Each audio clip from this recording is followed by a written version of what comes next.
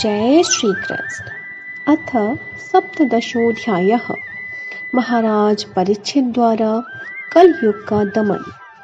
सूत जी कहते हैं, सौनक जी, वहां पहुंचकर राजा परीक्षित ने देखा कि एक राजवेशधारी शूद्र हाथ में डंडा लिए हुए है और गाय बैल के एक जोड़ी को इस तरह पीटता जा रहा है जैसे उनका कोई स्वामी ही न हो।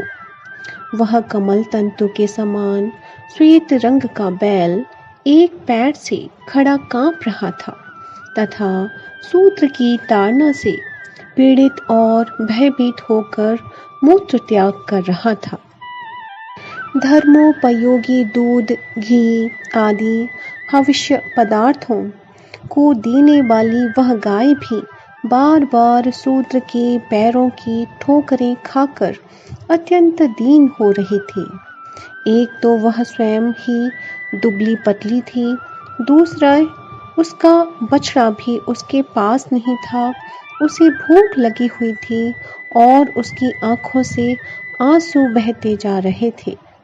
स्वर्ण जटित रथ पर चढ़े हुए राजा परीक्षित ने अपना धनुष चढ़ाकर मेघ के समान गंभीर वाणी से उसको ललकारा।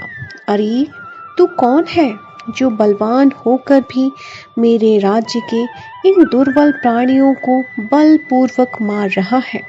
तूने नट की भांति वेश तो राजा का सा बना रखा है, परंतु कर्म से तू शूद्र जान पड़ता है।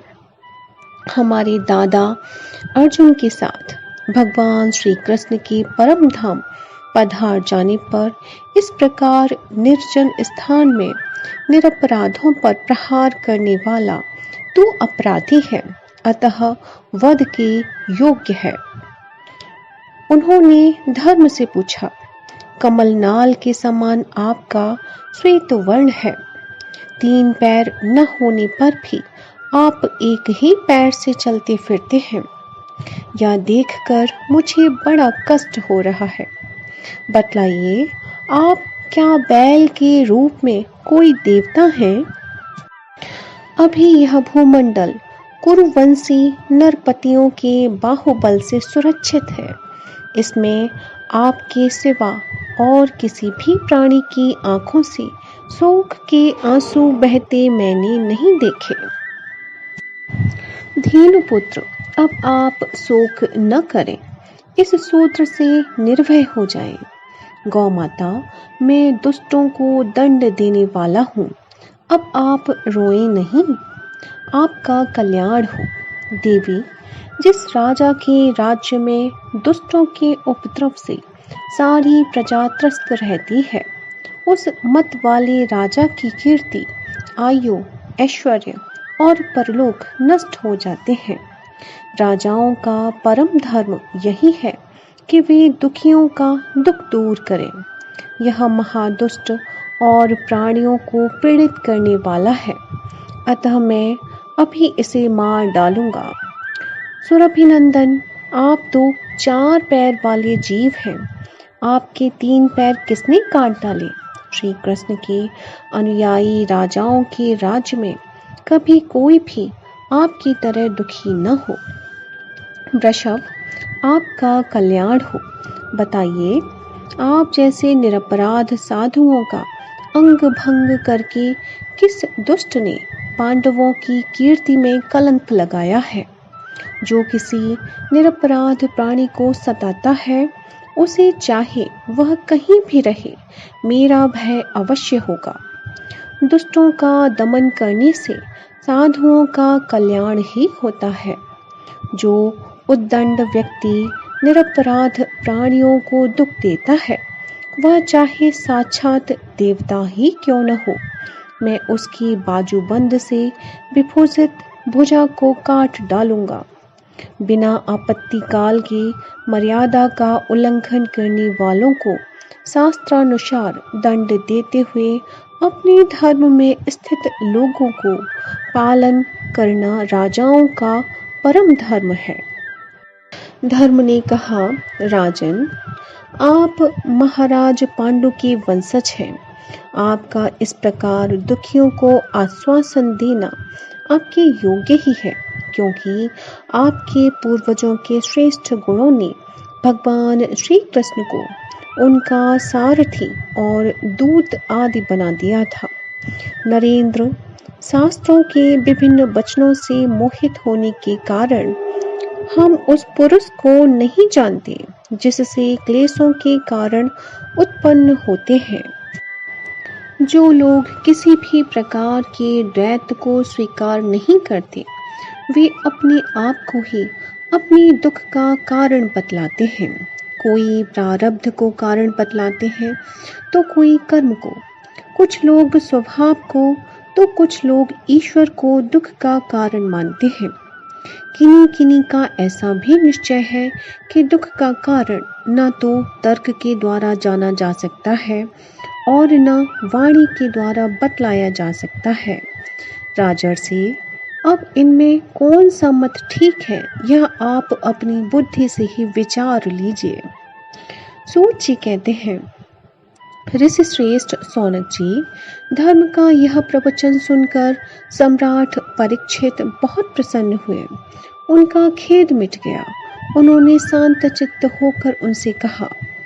परीक्षित ने कहा, धर्म का तत्व जानने वाले वृषभदेव, आप धर्म का उपदेश कर रहे हैं।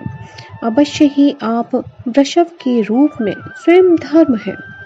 आपने अपने को दुख देने वाले का नाम इसलिए नहीं बताया है कि अधर्म करने वाले को जो नरकादि प्राप्त होते हैं वे ही चुगली करने वाले को भी मिलते हैं।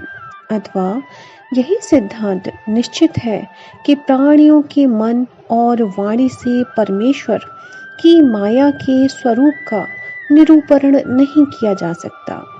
धर्मदेव, सत्य युग में आपके 4 चरण थे, तप, पवित्रता, दया और सत्य। इस समय अधर्म के अंश गर्व, आसक्ति और मद से 3 चरण नष्ट हो चुके हैं। अब आपका 4था चरण केवल सत्य ही बच रहा है। उसी के बल पर आप जी रहे हैं। असत्य से पुष्ट हुआ यह अधर्म रूप कलयुग उसे भी ग्रास कर लेना चाहता है। ये गौ माता साक्षात पृथ्वी है। भगवान ने इनका भारी बोझ उतार दिया था और ये उनके राशि राशि सौंदर्य बिखेरने वाली चरण चिन्हों से सर्वत्र उत्सवमयी हो गई थी। अब ये उनसे बिछुड़ गई हैं। वे साध्वी अभागिनी के समान नेत्रों में जल भरकर यह चिंता कर रही हैं कि अब राजा का स्वांग बनाकर ब्राह्मण द्रोही शूद्र मुझे भोगेंगे। महारथी परीक्षित ने इस प्रकार धर्म और पृथ्वी को सांत्वना दी। फिर उन्होंने अधर्म के कारण रूप कलयुग को मारने के लिए तीक्ष्ण तलवार उठाई। कलयुग ताड़ गया कि ये तो अब मुझे मार ही डालना चाहते हैं। अतः झटपट उसने अपने राज चिन्ह उतार डाले और भय विह्वल होकर उनके चरणों में अपना सिर रख दिया। परीक्षित बड़े यशस्वी, दीन वत्सल और शरणागत रक्षक थे। उन्होंने जब कलयुग को अपने पैरों पर पड़े देखा तो कृपा करके उसको मारा नहीं, अपितु हंसते हुए से उससे कहा। परीक्षित बोले, जब तू हाथ जोड़कर शरण आ गया तब अर्जुन के यशस्वी वंश में उत्पन्न हुए किसी भी वीर से तुझे कोई भय नहीं है, परंतु तू अधर्म का सहायक है, इसलिए तुझे मेरे राज्य में बिल्कुल नहीं रहना चाहिए। तेरे राजाओं के शरीर में रहने से ही लोभ, झूठ, चोरी, दुष्टता, स्वधर्म त्याग, दरिद्रता, कपट, कलह, दंभ और दूसरे पापों की बढ़ती हो रही है। अतः अधर्म के साथ ही इस ब्रह्मवर्त में तू एक क्षण के लिए भी न ठहरना। क्योंकि यह धर्म और सत्य का निवास स्थान है। इस क्षेत्र में यज्ञ विधि के जानने वाले महात्मा यज्ञों के द्वारा यज्ञ पुरुष भगवान की आराधना करते रहते हैं। इस देश में भगवान श्री हरि यज्ञों के रूप में निवास करते हैं। यज्ञों के द्वारा उनकी पूजा होती है और वे यज्ञ करने वालों का कल्याण करते हैं। वे सर्वात्मा भगवान वायु की भांति समस्त चराचर जीवों के भीतर और बाहर एक रस स्थित रहते हुए उनकी कामनाओं को पूर्ण करते रहते हैं। सूत जी कहते हैं, परीक्षित की यह आज्ञा सुनकर कलयुग सिहर उठा। यमराज के समान मारने के लिए उद्यत हाथ में तलवार लिए हुए परीक्षित से वह बोला। कलि ने कहा, सार्वभौम, आपकी आज्ञा से जहाँ कहीं भी मैं रहने का विचार करता हूँ, वहीं देखता हूँ कि आप धनुष पर बाण चढ़ाए खड़े हैं। धार्मिक शिरोमणि, आप मुझे वह स्थान बतलाइए जहाँ मैं आपकी आज्ञा का पालन करता हुआ स्थिर होकर रह सकूं। सूत जी कहते हैं, कलयुग की प्रार्थना स्वीकार करके राजा परीक्षित ने उसे 4 स्थान दिए: झूठ, मद्यपान, स्त्री संग और हिंसा। इन स्थानों में क्रमशः असत्य, मद, आसक्ति और निर्दयता, ये 4 प्रकार के अधर्म निवास करते हैं। उसने और भी स्थान मांगे, तब समर्थ परीक्षित ने उसे रहने के लिए एक और स्थान सुवर्ण धन दिया। इस प्रकार कलयुग के 5 स्थान हो गए: झूठ, मद, काम, बैर और रजोगुण। परीक्षित के दिए हुए इन्हीं 5 स्थानों में अधर्म का मूल कारण कलि उनकी आज्ञाओं का पालन करता हुआ निवास करने लगा। इसलिए आत्मकल्याणकामी पुरुष को इन 5 स्थानों का सेवन कभी नहीं करना चाहिए। धार्मिक राजा, प्रजा वर्ग के लौकिक नेता और धर्मोपदेष्टा गुरुओं को तो बड़ी सावधानी से इनका त्याग करना चाहिए। राजा परीक्षित ने इसके बाद वृषभ रूप धर्म के 3 चरण तपस्या, शौच और दया जोड़ दिए और आश्वासन देकर पृथ्वी का संवर्धन किया।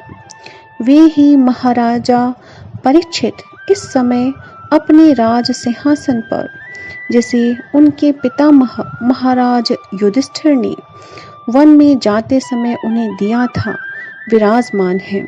वे परम यशस्वी, सौभाग्यजन, चक्रवर्ती सम्राट राजऋषि परीक्षित इस समय हस्तिनापुर में कौरव कुल की राज्य लक्ष्मी से शोभायमान है।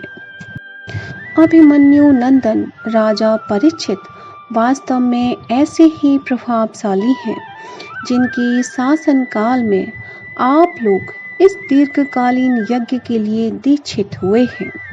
जय श्री कृष्ण।